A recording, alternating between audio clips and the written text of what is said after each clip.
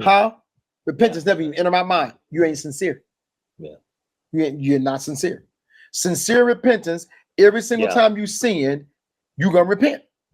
Even if it's the same sin, you're still going to repent.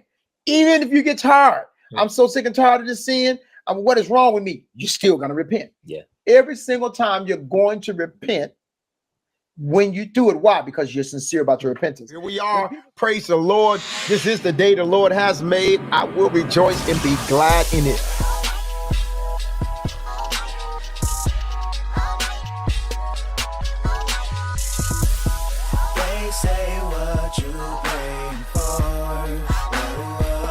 Praise the Lord, everybody. This is Everyday Preachers answering everyday questions. Right back at you. So let's get down to business of the question. We got Shamara Dawkins. She says, I'm a bit confused about the process of repentance. Is it solely about your emotional response to sinning, or does it also involve confessing your sins and seeking forgiveness? Well, it's not about your emotional response at all. To sinning. It's about your sincerity and your recognition of what it means to sin. And so let me take you to scripture just so we can cut into this a little bit. But it's repentance is not about emotion. Okay, so that's when he speaks of sorrow working, a godly sorrow, the Bible says, worketh to repentance. And so that's where the emotions are, but those emotions should lead you to repentance. Amen. But let's look at how God speaks to this. If we look over in where am I at? In Job, the second chapter, 12th verse. Job, the second chapter, the 12th verse is where I'll start. And Amplified translation. And it reads of the sort. Even now, says the Lord, turn and come to me with all your heart and genuine repentance, with fasting and weeping and mourning until every barrier is removed and the broken fellowship is restored. Rip your heart to pieces in sorrow and contrition, and not your garments. Now return in repentance to the Lord your God, for he is gracious and compassionate, slow to anger, abounding in loving kindness, faithful to his covenant with his people. And he relents his sentence of evil when his people genuinely repent. Now, understanding sin just a little bit, and I'll come back to this passage of scripture in just a moment, but understanding sin just a little bit can be found in Isaiah 59:2. And I'll come back to this to Joel here in a minute. He says, but your wickedness has separated you from your God, and your sins have hidden his face from you, so that he does not hear. For your hands are defiled with blood, and with your fingers with wickedness, with sin, with injustice, with wrongdoing. Your lips have spoken lies, your tongues mutter wickedness. And so, nevertheless, these are acts of sin and ways in which people sin. Now let's go back over to Joel 2:12, and let's take a look at this. So when we look at the scripture here, we see the writer expressing to us some very key points.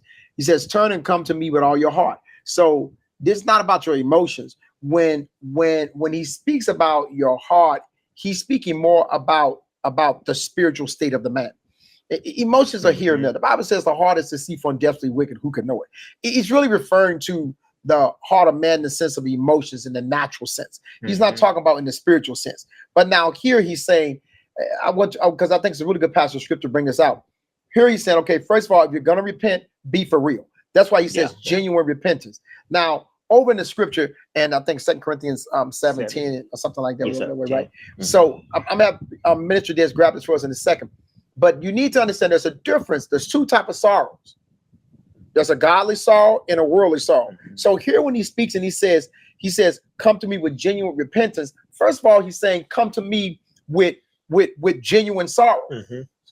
Okay, so a godly sorrow means like, it would be more like, man, I know that I've done what is unrighteous in the sight of God, and I'm hurting because I know that I've transgressed the law, the commandments, the good. desire of God.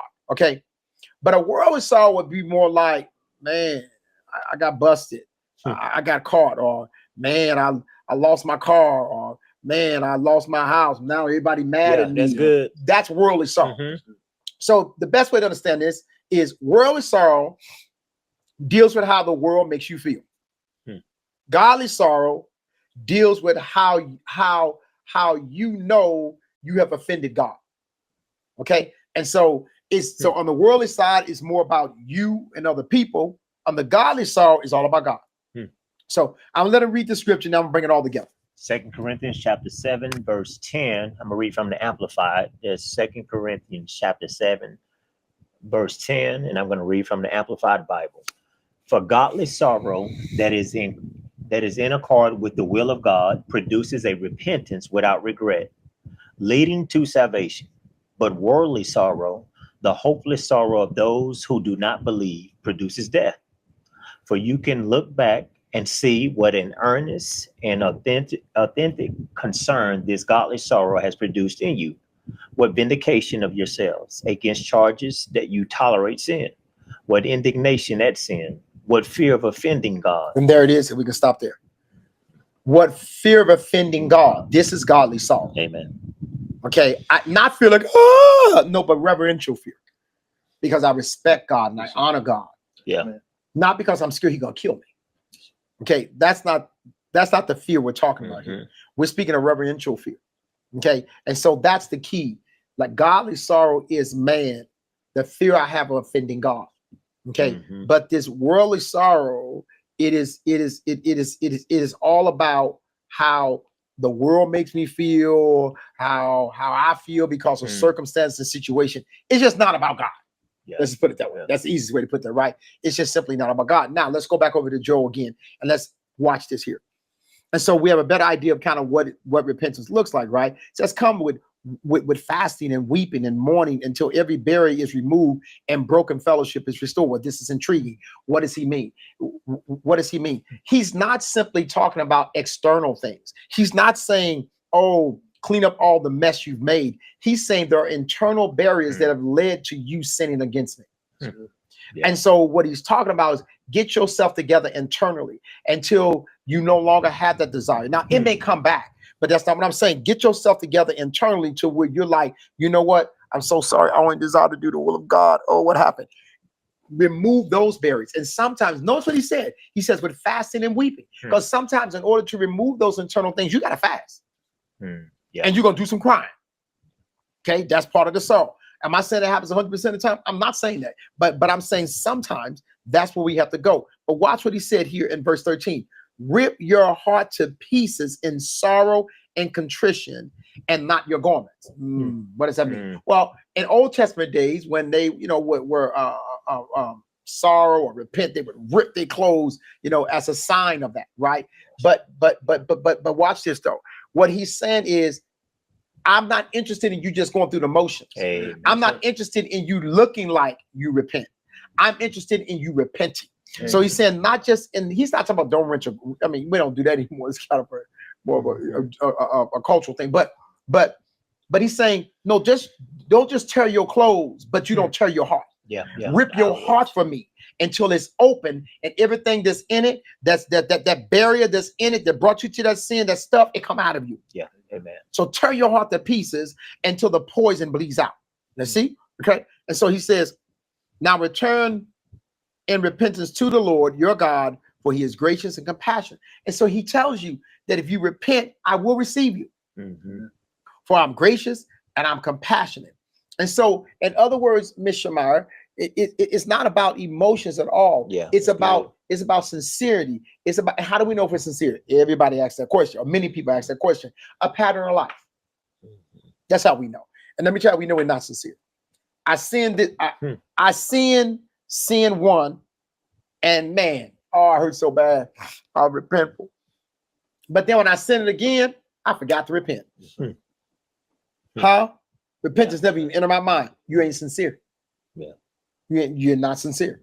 Sincere repentance, every single time you sin, you're going to repent.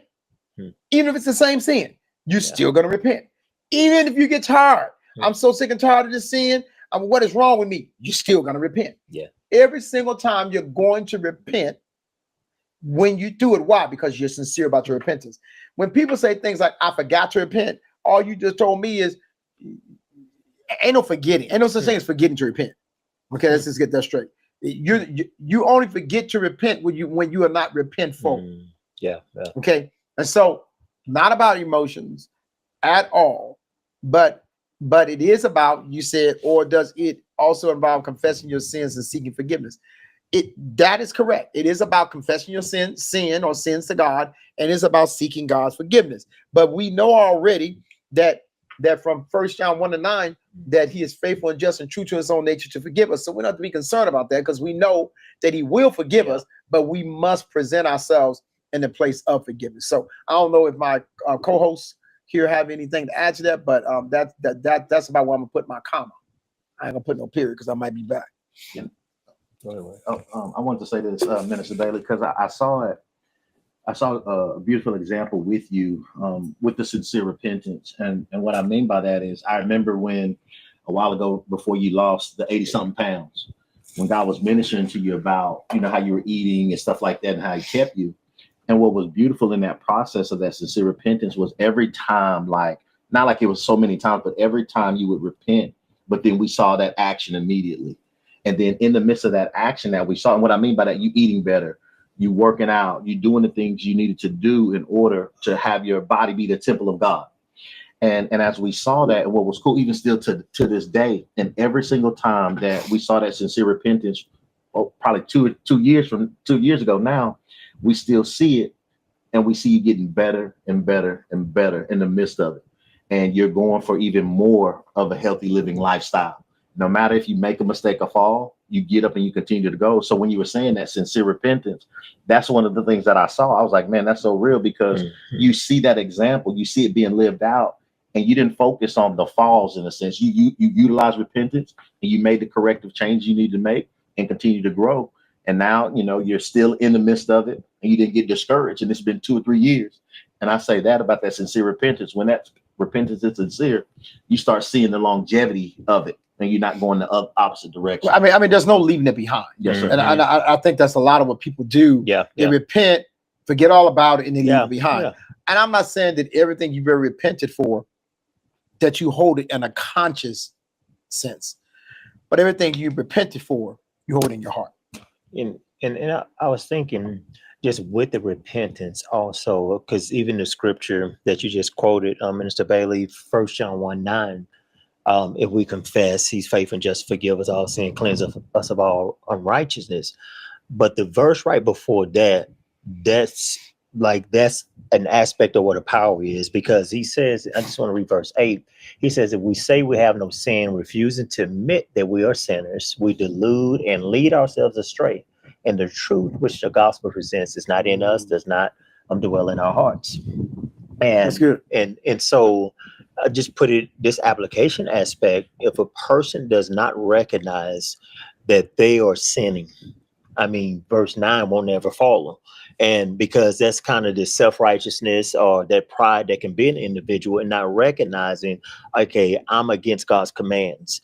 And if there's no recognition there, I'm just thinking, how can you freely admit when you look like or say, I don't have any sin?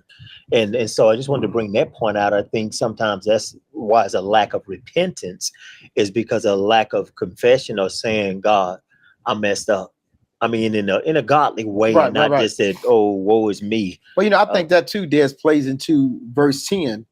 And he says, if we say that we have not sinned, refusing to admit acts of sin, we make him out to be a liar by contradicting him, and his word is not in us. This is interesting, because I believe what this verse is conveying to us is not just saying, I don't admit a particular sin. Yeah. He's saying, if you don't go through your life admitting that you sin. Yeah, that's good. You know what I'm saying? If you don't go, and there are some people believe they don't sin no more. But because they say, if you don't go through life admitting that you sin, but then he says, and his word is not in us. Well, it means you're not. He's saying you're not saved. But why did he say his word is not in us? he says his word is not in us because the word identifies the fact that we have sin in us.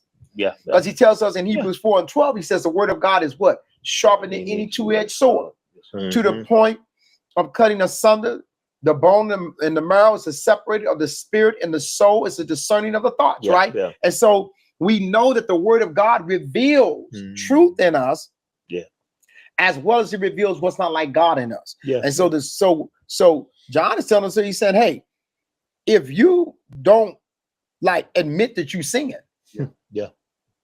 not just saying, yeah, brothers, I sin. I can say it right here, right now, but you never ever hear me admit that I sin. Yes, sir. You know what I'm saying? I just say I sin, but you never hear me say, sin, man. I kind of, sin got a hold of me, whatever. But you never really go through life in a way I'm saying, acknowledging that. Right. Amen. That's the point that I'm trying to make. Amen. The word of God constantly lets us know that we are sinners saved by grace. Yes.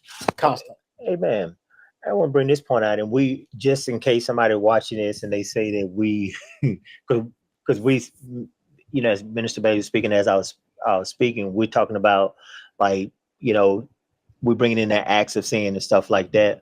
But we do recognize that sin in verse 8 is sin personified, or he's talking about the sin nature, where the acts of sin come from. And so in case somebody see this and saying, we just talking about this verse is saying that just the acts of sin, we do recognize that it's the sin personified, or the nature of sin. The nature of sin. Yeah, so, thank you. It's good. So I just want to bring that point out. Never know who's going to look at this video. Come back.